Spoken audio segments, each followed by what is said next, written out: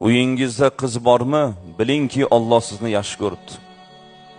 O'g'il farzand ko'rgandan qiz farzand ko'rganda ko'proq xursand bo'lishligimizni dinimiz tavsiya qiladi.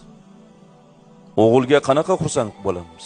To'g'ri, o'g'il kerak, shu dunyoda tayanch, shu dunyoda boquvchi, qaruvchi. Qiz esa oxiratni tayanchi bo'ladi.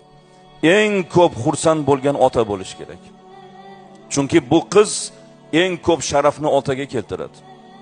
Endi e'tibor qiling, o'shda qizni tarbiya qilgan kimga jannat? Otaga jannat, ona yo'q. Mukofotda ona yo'q. Vaholanki o'shda qizni tuqqan ona-ku. Joni xatarda qolgan ona-ku. Kechasi bedor bo'lib ko'krak bergan ona-ku.